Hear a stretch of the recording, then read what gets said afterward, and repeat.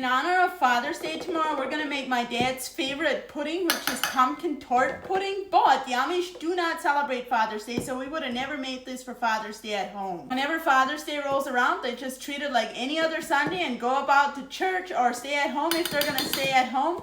For this tart crust, we need some flour. We're going to use powdered sugar for our sugar so it turns into like a shortbread crust. And we also have a pinch of salt. Now we're going to add our butter to this, and you can melt this butter, but you don't have to if you prefer to just do it like this. It'll be a little bit more crumbly. I honestly don't ever remember doing anything special for Father's Day or even thinking about it. I do know one time on Mother's Day I did make Mom a cake. That was the only time I ever celebrated Mother's Day or Father's Day. And they never say thank you or anything if we gift them anything, because it's just like, whatever, you're our kids, you owe us stuff, which is not the way it should be, I don't think, but okay, some people think that way. I don't know about all Amish parents, but I know my Amish parents always told us we should be grateful for everything they did for us. Like, we should be thankful that they kept us alive and gave us clothing and food to live, which in my opinion is a very twisted way to look at something. But I'm just hoping if I'm a parent, I don't have to make my kids feel like they owe me something. You need to bake this crust before doing anything else with it. Now for the tart filling, we of course need rhubarb. I'm just gonna chop up some fresh ones. And this would have actually been a perfect pudding to celebrate Father's Day with at home, because rhubarbs were always ready in June, like the middle of June. They usually started in the beginning of May and ended till like the end of June. And we made so many things with rhubarb, so if you guys want more rhubarb things, just let me know, because I still have some fresh rhubarb here. We're gonna put our chopped up rhubarb into a saucepan because you need to boil the rhubarb to make the filling. Now we're going to add a little bit of water, and we're also gonna add half of our sugar to that. Now we just cover this and put it on the stove to let it come to a boil. Now for our paste for the filling, we need some egg yolks and egg whites, but we need to separate them. I'm gonna put my egg whites into a clean bowl, and I'm just gonna put my yolks into the bowl that I used to make the shortbread crust, which I'm gonna use to make my paste. Now while I am not allowed to go home to visit my immediate family, I am allowed to visit my married sister and her husband. They just got married this spring, and so a couple months after they got married, me and my husband were there to visit them, and she made this rhubarb pudding when we were there because we all loved that. We hounded down rhubarb when I was growing up. Now once you have your egg yolks all whisked together, we're gonna add the rest of our sugar to them. We're also gonna add our salt, and I'm just making a half a batch. A whole batch makes a 9x13 cake pan full. Then we're also gonna add some flour to that, and I always like to just whisk it in as good as I can because it's gonna get pretty stiff. We still need to add our cream. Now you just add your cream in there and you whisk it together. Once you have it whisked together, your paste is done, and by now your rhubarb should be done boiling, so you're gonna have to whisk this in there and let it come to a boil, and I'll be back once that's brought back to a boil and nice and thick. When you're bringing that to a boil to thicken it, you have to make sure you whisk it non-stop because it will gladly burn into the bottom at every chance it gets. We're also gonna add some vanilla in there for flavoring. You can measure yours, but I don't think I need to because I've made this so many times already. And we're just gonna pour it into our baked crust. I'm gonna set this aside, and we have to make our meringue to put on top. I'm gonna use my egg white. I have a specific recipe I use to make my meringue, and it includes putting cream of tartar into your egg whites before beating it up. And I always use this hand crank egg beater because those things are so much faster than the electric handheld ones. So I would recommend you find one of these beaters on Amazon or at a thrift store or an Amish store somewhere, because they are worth their money. I have two different ones. This one is more lightweight, and then I have a bigger one too that I got from an Amish store. And the bigger one is a little bit more expensive, but it also goes faster. Once that's stiff, we're gonna add some sugar to it, and you also need to add flavoring. I'm just gonna do vanilla. And at home, whenever we made this, we always made a 9x13 cake pan, and it was barely enough for the whole family because they have 13 kids. Just beat your sugar and vanilla in there until it's nice and glossy, and it should be stiff. Once you have that nice and glossy, we're gonna put it on top of our filling. Whenever we made this at home, we did not just make it smooth like this. We always went like this and made like